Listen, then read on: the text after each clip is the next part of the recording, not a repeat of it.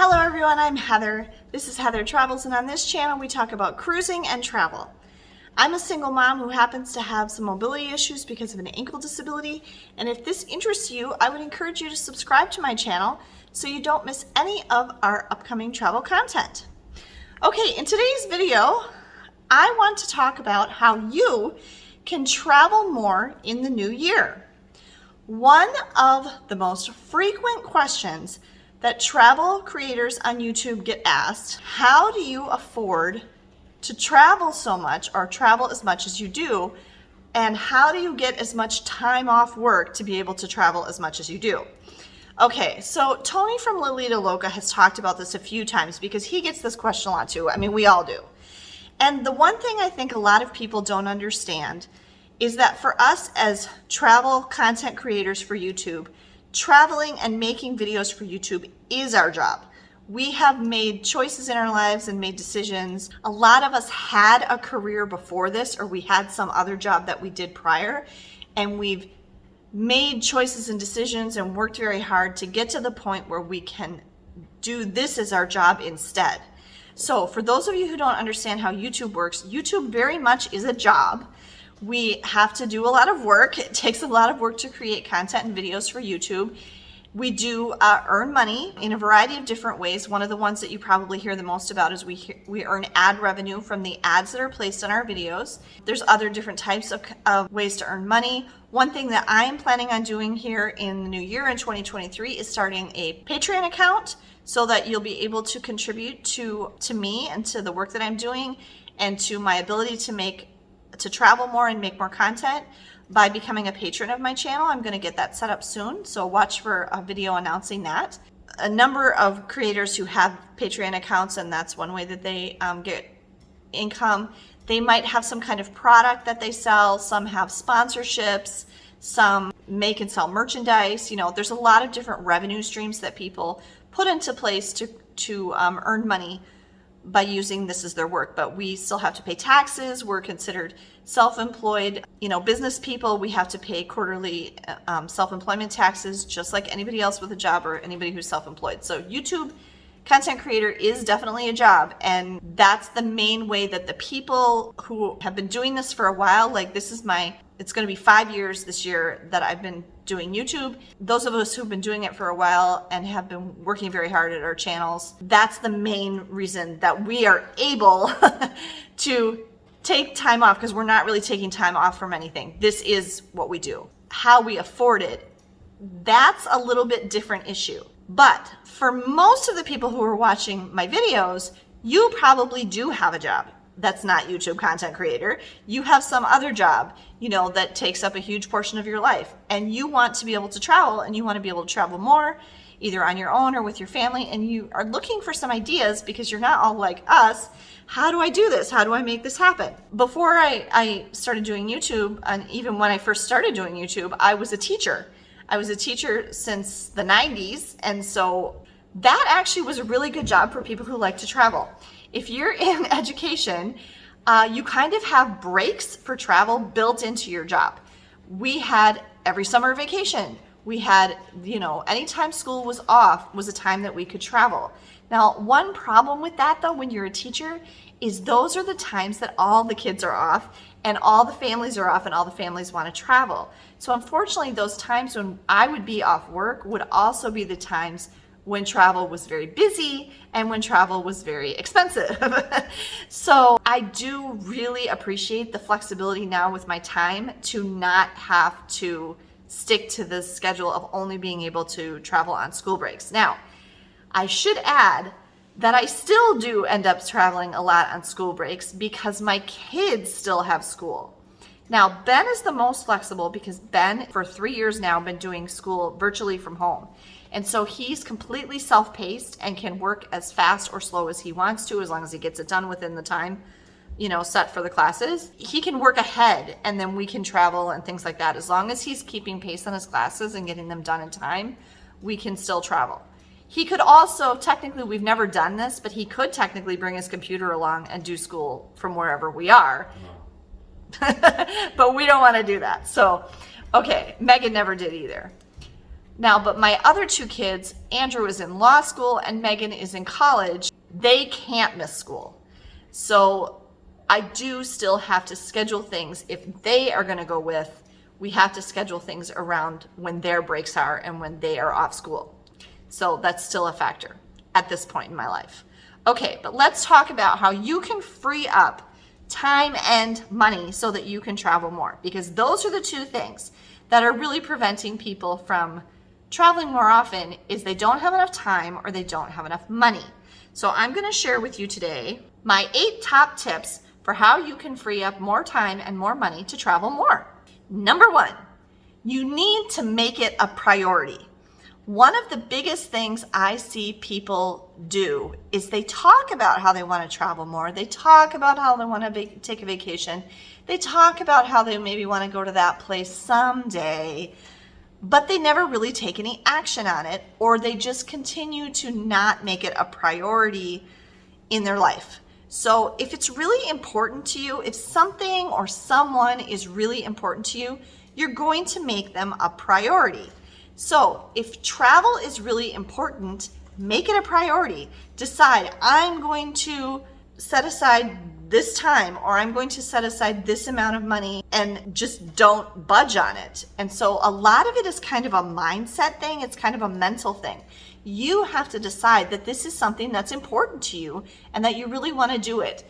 One of the greatest regrets you'll see, if you ever read those articles about people who like talk about their regrets in old age or when they're dying or whatever, is they say that they wish they would have traveled more. Okay, nobody ever wishes they would have worked more. Boy, I wish I would have worked more overtime before I died. Dang it. Nobody ever wishes that, okay? You're going to look back in your life and you're going to say, I wish I had done that. You're never going to say, boy, I wish I hadn't gone to that amazing place or had that fabulous experience.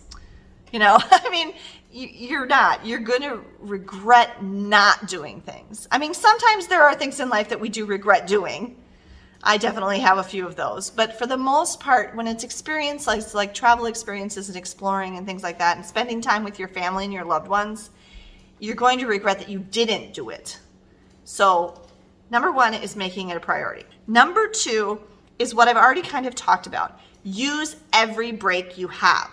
So, for example, as a teacher, or because your kids are still in school, whenever they have a break from school or whenever you have time off of work, use that time to travel.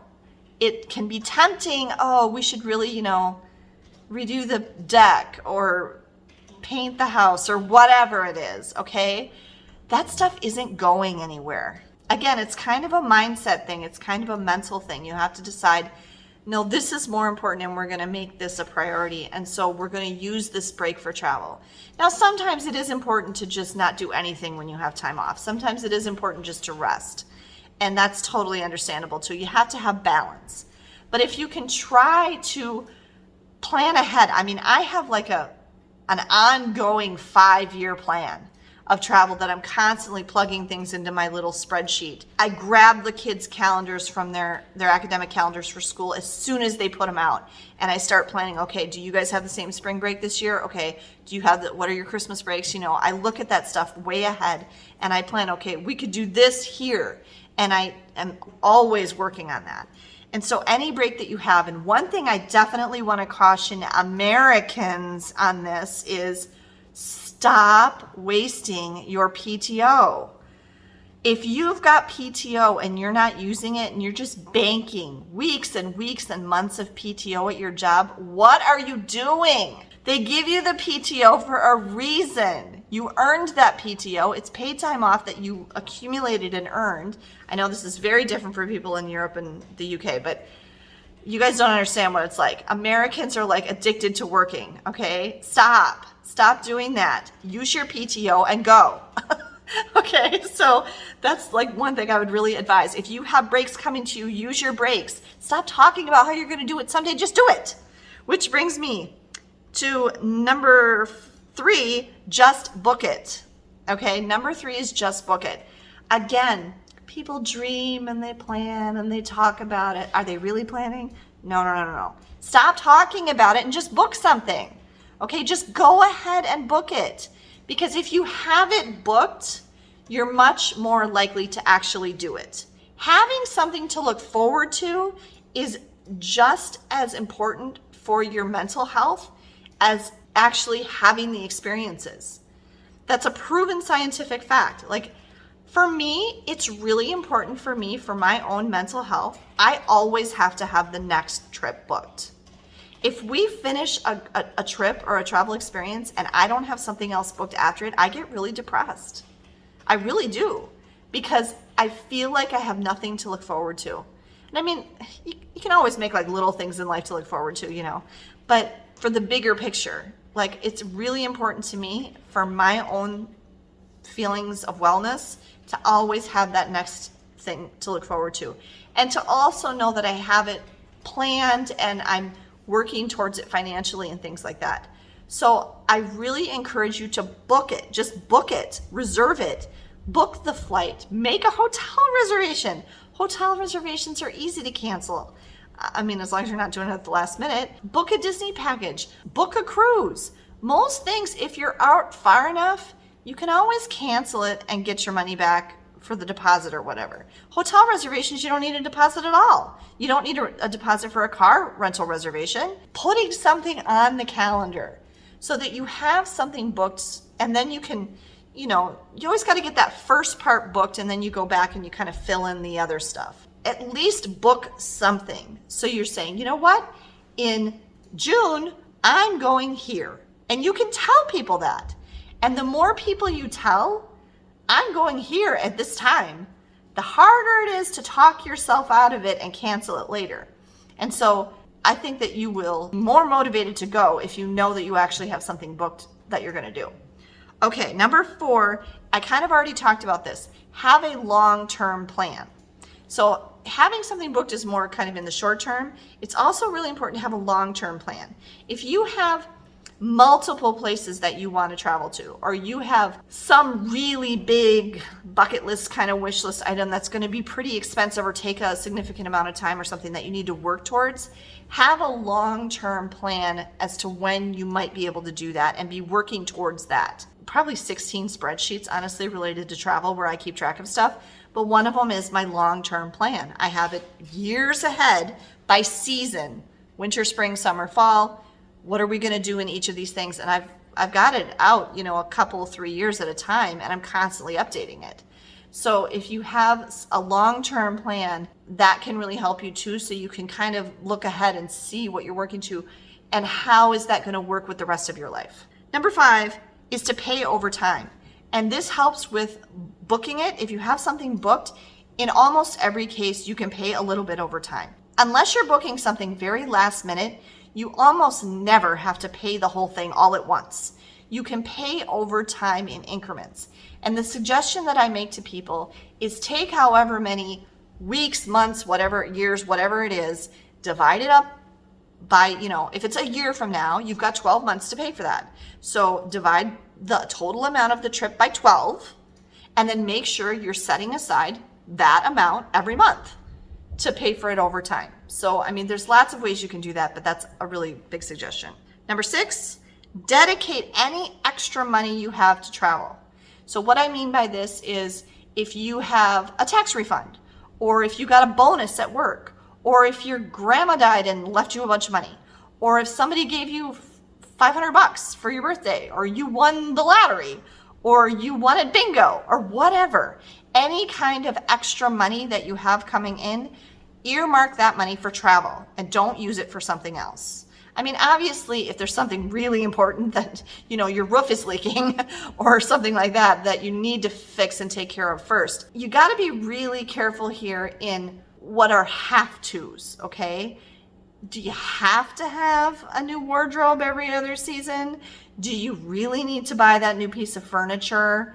Do you need to get a new iPhone every year? Okay, these are not necessarily priorities. If you want to make traveling a priority, you need to set aside that extra money you get whenever you get it for travel. Number 7, stop buying stuff. Okay, if you're going through the Starbucks drive-thru every single day on your way to work and spending $5 on a latte, stop doing that. Add that up. How much did you spend on those in a year?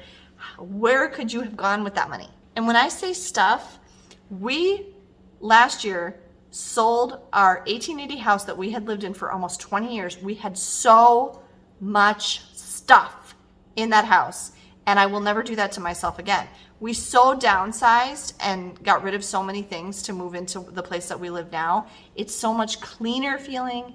It's so much more spacious. It just feels better because we don't have all this stuff anymore. And we're determined not to accumulate all that stuff ever again. Especially if you want to get to the point where you're traveling a lot of the time, you really don't want to have a lot of stuff weighting you down. Your kids, when you get old and need to downsize or you die and your kids have to deal with your stuff, please don't do that to your kids. Don't leave them a house that you've lived in for 50 years full of a lifetime of stuff. That's mean. Okay? Get rid of it before that. Nobody wants it, trust me. Nobody wants it. Okay, it's not worth anything. It's really not. Just get rid of all your stuff and stop buying stuff. And what I mean is, same thing. You don't need the newest, latest gadget all the time. You don't need new clothes all the time. You don't need it. I mean, if you think really hard about whether you really need it and only buy things when you need them. I mean, we live a very humble, simple life most of the time, and that's a big reason why we can travel as much as we do. I drive a 10-year-old car that I paid for with cash that has 160,000 miles on it. I don't have a car loan. Number 8 is rewards. This is going to be the longer you travel and the more you travel, but there's a couple places you can find more information about this. One is the Points Guy is an excellent resource. Points Guy has articles, videos on YouTube. They have channels on YouTube. Another one is Kara and Nate, which is a pretty big travel-related YouTube channel. Nate just released a whole big thing about points and miles on his blog thing. Free, accessible to anyone if you want to read about that. We have like silver medallion status with Delta. We're diamond status with Hilton. Earning different statuses and loyalty to places using travel rewards credit cards carefully and judiciously, and earning points and miles. So the more you travel, the more benefits you get from it. Like, we don't have to pay checked bag fees anymore with Delta. We can get free flights, we can get free hotel stays, things like that. Where the more you travel, the more you're earning, and so then you're able to spend less on your travels because you're getting stuff for free, or at least getting discounts. I really hope that this video helped you. If you have any other things to add for how to free up time and money so that you can travel more, leave your suggestions in the comments below. If you enjoyed this video, found it helpful or interesting, please be sure to give me a thumbs up. Have a great day, everyone, and safe travels.